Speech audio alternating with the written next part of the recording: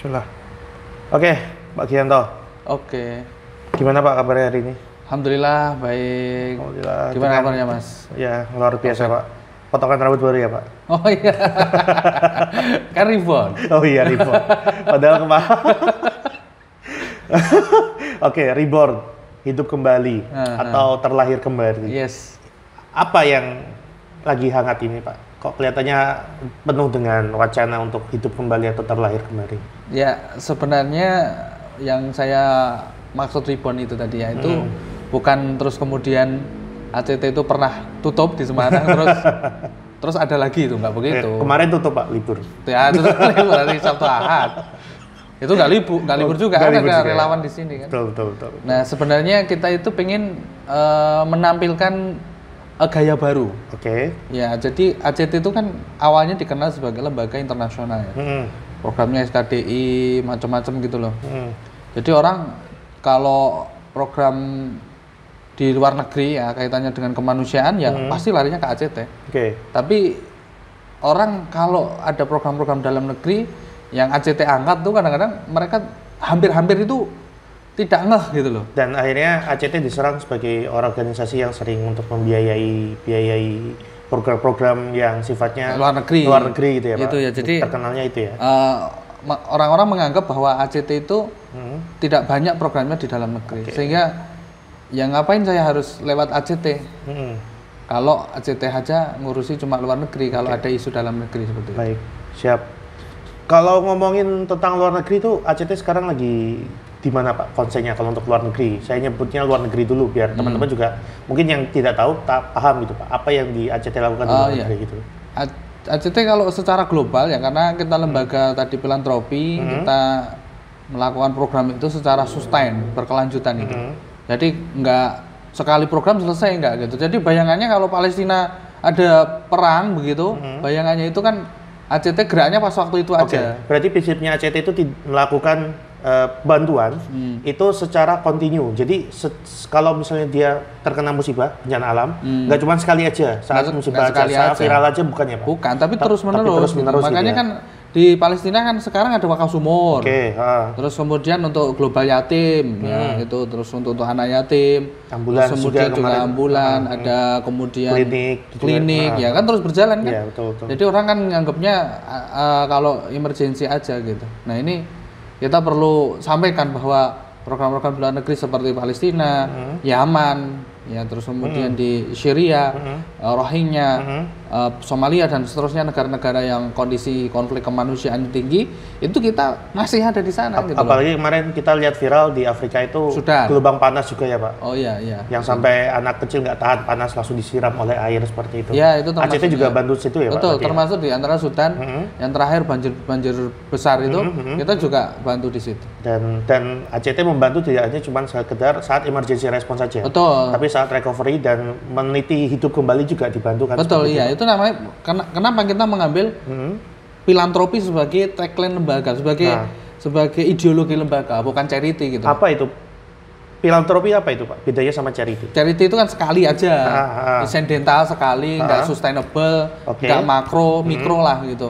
Kalau kita yang lembaga filantropi itu makro, menyeluruh, terus kemudian berkelanjutan, sampai betul-betul persoalan itu terdampingi sampai selesai lah.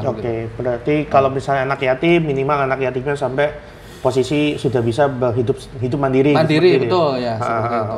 Jadi filantropi itu. Atau kemarin wakaf sumur itu sebagai pemantik untuk warga itu bisa minimal mendapatkan air bersih. Untuk penghidupan yang layak seperti itu ya Pak. Pertanian, peternakan gitu. Jadi terus sampai kehidupan itu terbentuk gitu kan. Itu artinya totalitas dalam membantu. Totalitas dalam membantu dan untuk minimal membantu itu cuma tidak sekedar tak bantu terus enggak kayak gitu. Kita terus dampingi gitu ya Pak. Terus dampingi sampai selesai. Nah, ngomongin kembali lagi tentang reborn. Hidup kembali atau terlahir kembali. Saya nyebutnya terlahir kembali aja ya Pak. Oh iya. Kalau hidup kembali itu kok sempat mati gitu. Nah, kalau bahasa ini kan hijrah gitu. Tapi kan ACT nggak hijrah juga. Enggak ya Pak. Nah, program lokal apa sih yang kira-kira mau diangkat sama ACT dan kenapa harus program lokal seperti itu Pak? Ya gini, logikanya kan kalau kita bantu itu yang jauh dan dibantu, yang dekat kan juga harus lebih intens gitu. Siap. Nah, kita ingin bahwa program-program lokal itu dikenali oleh masyarakat. Masyarakat kan sejauh ini tahunya kita ya program SKDI lari ke ACT. Kalau ada masalah di lokal kurang lah begitu, kecuali bencana alam ya. Kalau bencana alam memang ACT lekat dengan itu. Tapi sebenarnya kan nggak itu aja. Misalkan ya kayak contoh kan, kita ini kan ada program di masalah pangan ya. Masalah pangan itu kan kita punya program misalkan kayak berisi beras untuk santri di pesantren-pesantren. Ya kemarin kita ke Habib Muhammad, ya kan, terus ke Kudus, pernah juga terus ke Gerobokan itu pesantren di Gerobokan, yang di Kudus mana itu pesantren apa lupa saya namanya. Saya juga lupa Pak namanya. Nah, itu tapi daerah Gebok atau apa namanya itu Bang? Iya, daerah Gebok. Nah, ini programnya kan lokal itu ada gitu loh. Terus kita tapi juga itu sifatnya nasional. Iya, tapi di Semarang serentak dan nasional gitu. Tapi Semarang juga ada gitu ya Pak. Ada. Maksudnya Semarang itu kita melakukan ya semacam bahwa di Semarang itu ada program itu gitu. Nah, terus ada operasi makan. Ya kan, kemudian ada LSP yang kemarin di daerah Sadewa 3 nomor 14 ya. itu kan, terus kemudian Masjid Kelipang. Itu kan termasuk program-program yang ada di Semarang. Nah, terus di antara yang lain kita juga ada program UMKM. Oh, berarti itu kan program untuk lokal, maksudnya untuk lokal tapi skalanya nasional. Karena di mana-mana ada, di seluruh Indonesia ada seperti itu. Iya. Tapi kalau untuk UMKM ini ada uniknya di Jawa Tengah. Apa tuh Pak? Kalau SUMI kan nasional ya, program Sahabat Usaha Mikro Indonesia itu nasional. Terus kemudian untuk program UMKM juga ada bantuan usaha modal wakaf, itu juga nasional. Tapi di kita juga ada program UMKM untuk saudara-saudara kita yang ter-PHK. Nah ini kan. Tapi ini khusus untuk Semarang aja. Untuk Jawa Tengah saja. Iya. Kita kan kemarin di Kabupaten Semarang. Terus di Kota Semarang, ya kan? Terus kita coba untuk ya di Kudus dan seterusnya, yang lain, yang di antara ada beberapa problem PHK yang cukup besar. Kalau di Kabupaten Semarang kemarin kita ada bantuan untuk teman-teman yang usaha jahit itu, yang dari garmen kan banyak yang kemudian dipecat. Pada saat lockdown itu ya Pak? Iya, itu kita ada programnya. Itu yang mungkin orang banyak yang nggak tahu bahwa kita punya program yang lokal seperti itu. Terus yang kedua, saya tentang sahabat UMKM tadi, bagi-bagi macam-macam lah. Terus kemudian kita masih ada MSR. MSR kita itu ada IHC. IHC kan banyak yang belum tahu. Kita punya rumah sehat lah ya, yang di sana integrated healthcare itu isinya adalah gabungan dari program-program medis, ada pelayanan medis, pelatihan medis, kemudian standarisasi emergency respon untuk evakuasi. Terus kita juga di sana ada rumah singgahnya yang mau kita operasikan. Terus kemudian kita punya komunitas kesehatan di sana dengan berbagai macam profesi kesehatan kita juga rangkul untuk menggerakkan IHC itu kan.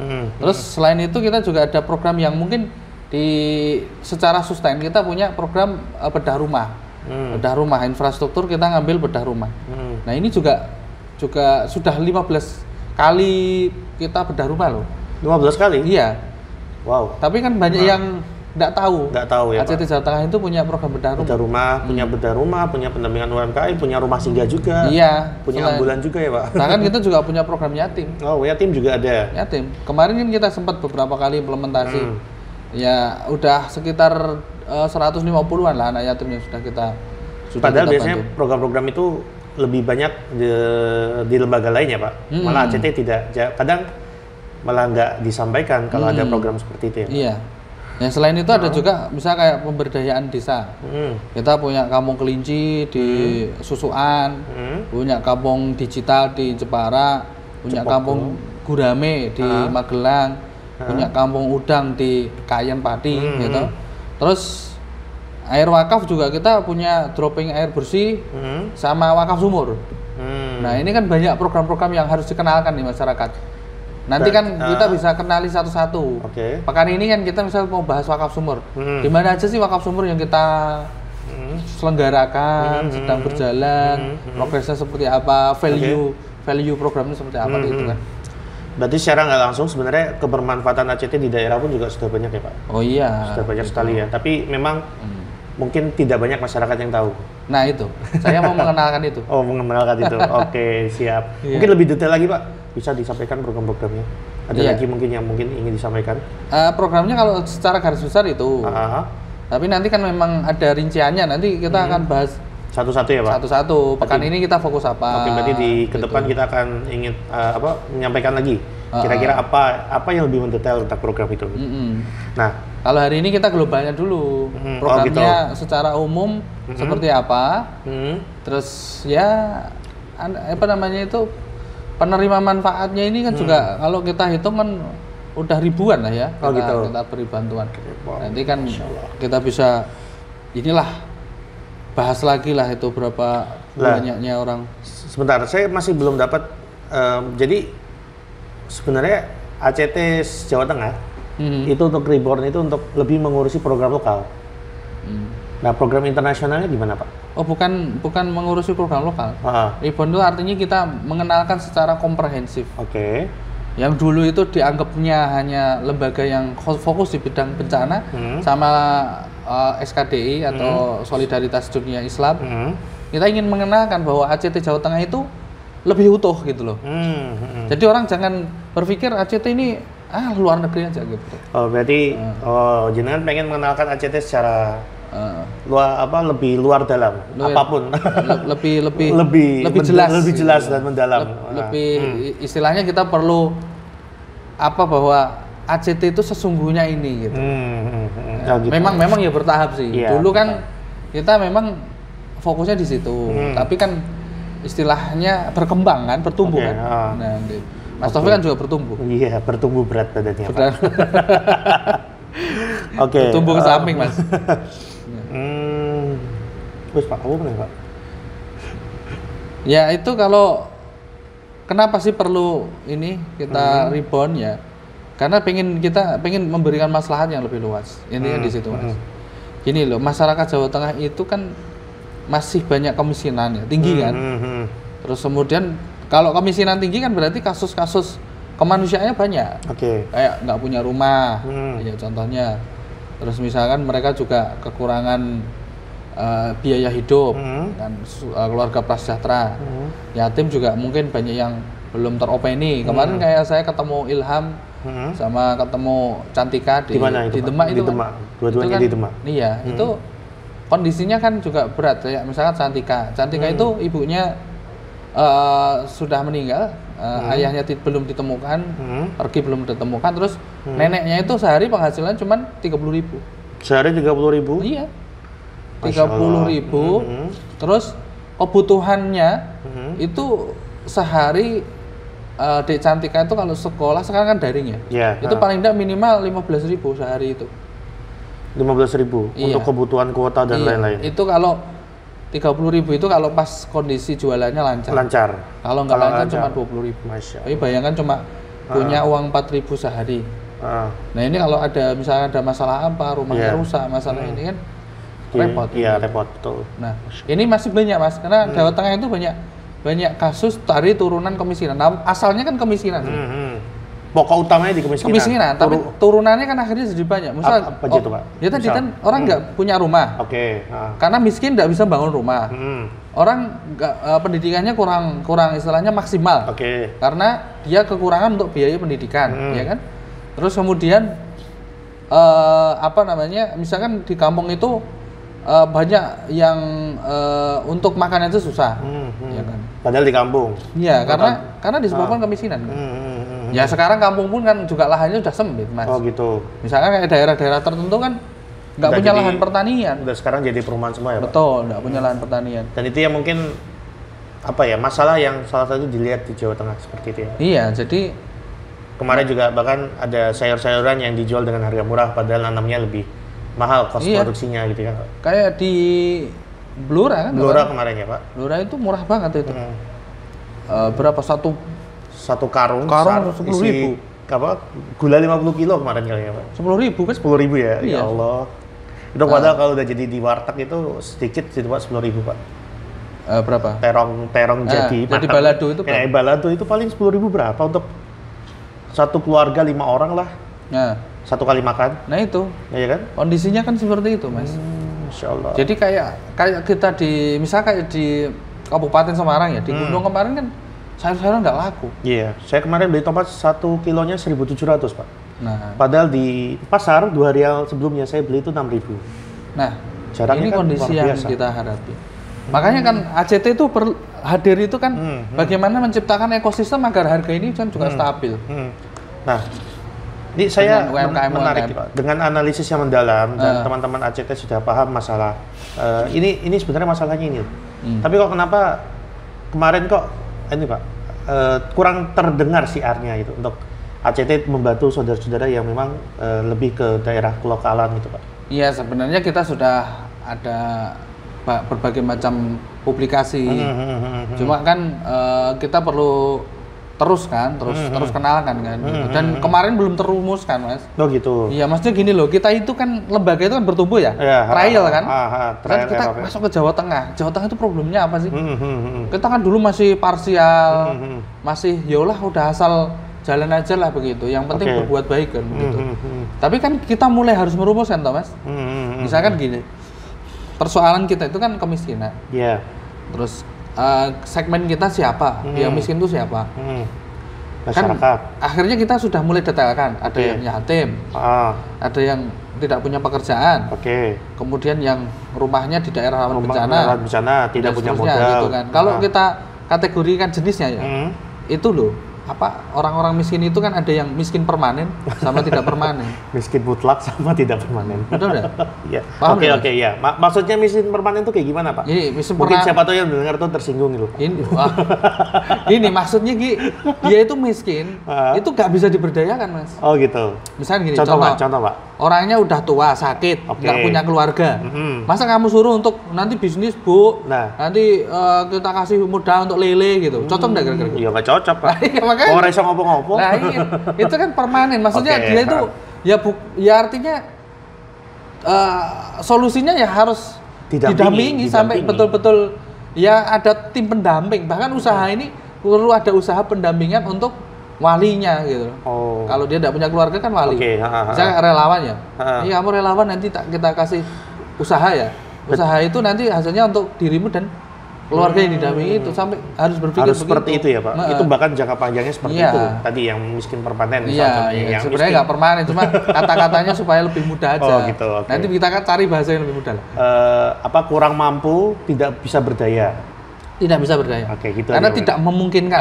Tidak memungkinkan untuk diberdayakan. Iya, kalau dalam Islam itu kan yang model-model begini kan jenis begini kan nggak mungkin dia kayak membayar fidyah. Gitu. Betul. Terus atau mungkin puasa aja udah diwajibkan ya Pak? Bisa diganti dengan yang lain seperti itu kan? Kalau ganti yang lain pun kalau dia itu betul-betul nggak punya harta, ya masa dia suruh bayar fidyah kan nggak mungkin. Betul.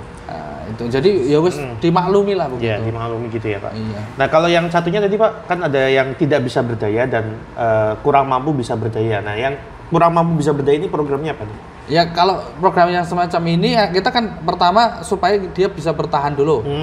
Kebutuhan dasar harus penuhi dulu Mas. Oh gitu. Rumahnya, pakannya, kesehatannya, pendidikannya coba kita dampingi. Tapi harus ada pendampingan usaha juga. Jadi dikasih usaha. Berarti juga ada pendalaman tentang beliau keahliannya apa. Betul. Pengennya apa juga seperti itu. Potensi di daerahnya apa di sekitar rumahnya gitu. Ya kan kayak kita kemudian membuat kampung kelinci, membuat kampung gurame, ya terus kemudian juga kita juga memberdayakan UMKM di sana. Dia biasanya jualan apa, terus kita kemudian kembangkan ini packagingnya harus begini, produk warnanya harus begini, kemudian cara jualnya begini, tempatnya kita rehab packagingnya supaya lebih orang lebih yakin dengan jual beli di situ. Nah itu kan cara-cara supaya orang yang istilahnya sebenarnya tidak miskin permanen itu bisa diselesaikan begitu. Baik. Ya kan? Baik. Nah ini kan mulai terumuskan dulu kan kita ya penting jalan dulu lah. Penting jalan dulu sambil kita melihat potensi di daerah itu seperti apa gitu. Akhirnya kan kalau kita buat pengklasifikasian ya program kita ini kan ada klasifikasi program yang sifatnya adalah untuk bahan dasar kebutuhan manusia. Ada yang kedua adalah untuk pengembangan, jadi untuk pemberdayaan atau kemudian untuk juga untuk bantuan UMKM. Jadi bantuan modal usaha bukan bantuan UMKM tapi bantuan modal usaha.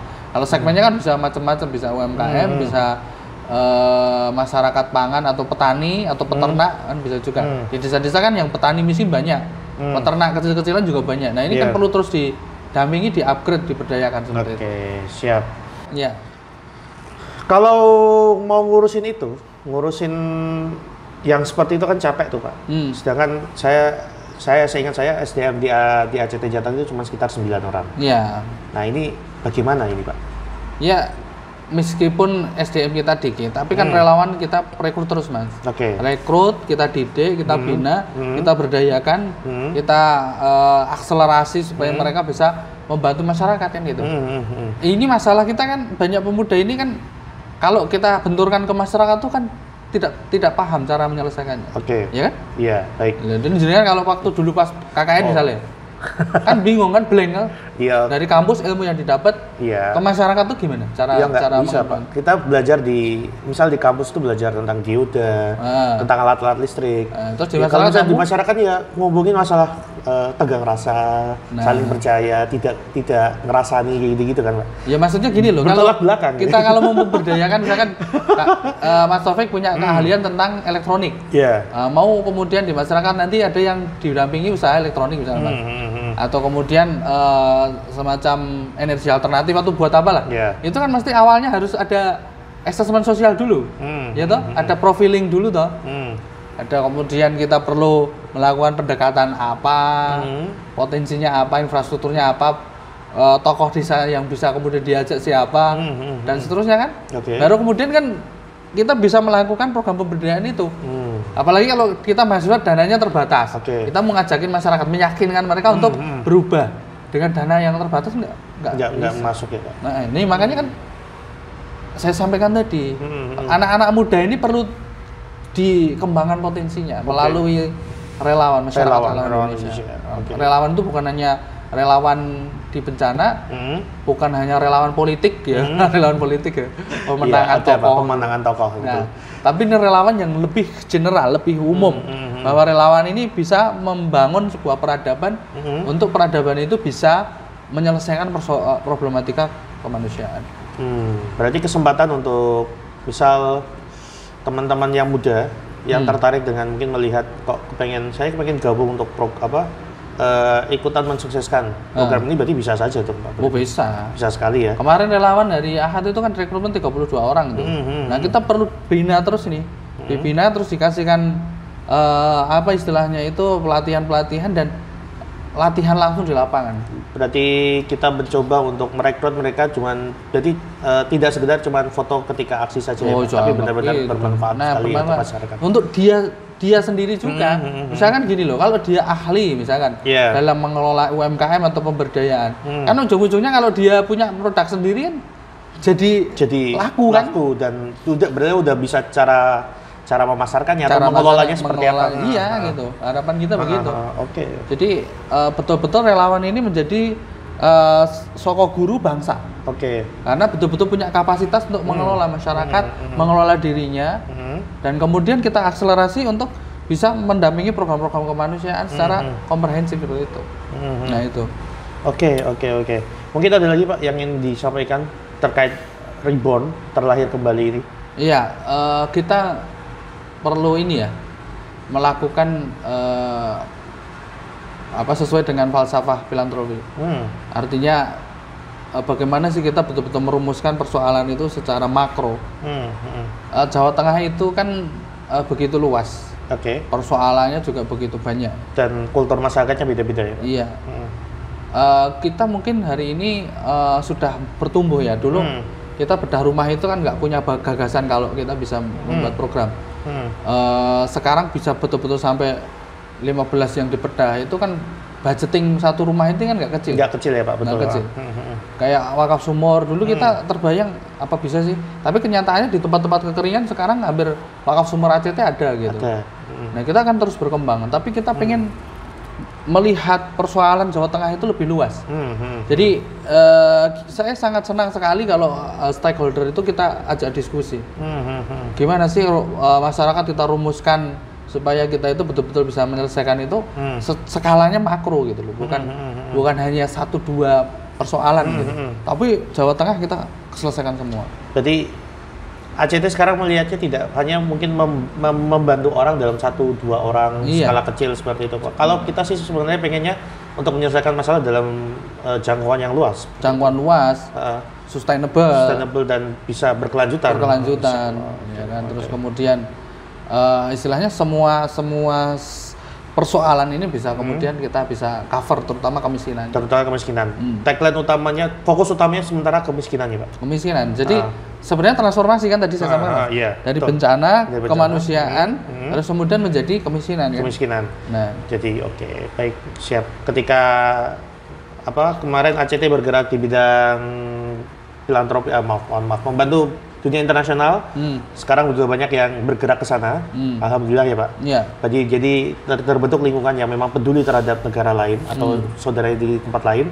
Ketika kita ngomong bencana, sekarang kalau ada orang cuman ngeviralkan bencana, itu semuanya pengen ikut terjun. Dan alhamdulillah itu semua sekarang juga sudah terbackup sangat banyak orang-orang yang membantu dalam bidang rescue atau bencana alam.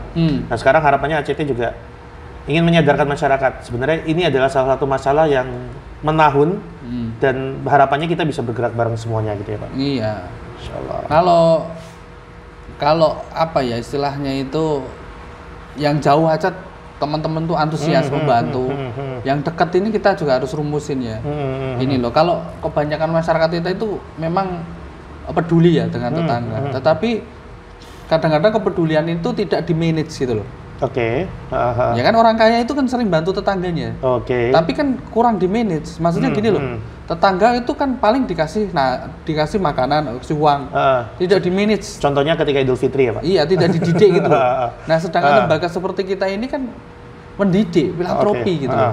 Nah, itulah kenapa saya kira kenapa perlu mempercayakan kepada ACT untuk kemudian bisa mengcover tetangga-tetangga orang kaya itu. Karena kalau kita ini betul-betul kita dampingi supaya mereka juga makin lama makin mandiri. Berarti tidak hanya memberikan ikan dan kail, kita juga mengajarkan cara pengoperasiannya Pak. Iya, yo ikan, yo kail, ya mengoperasikannya. Yo tempat menjualnya, cara mengolahnya juga iya. Masya Allah. Gitu. Jadi kita harus berparadigma baru lah.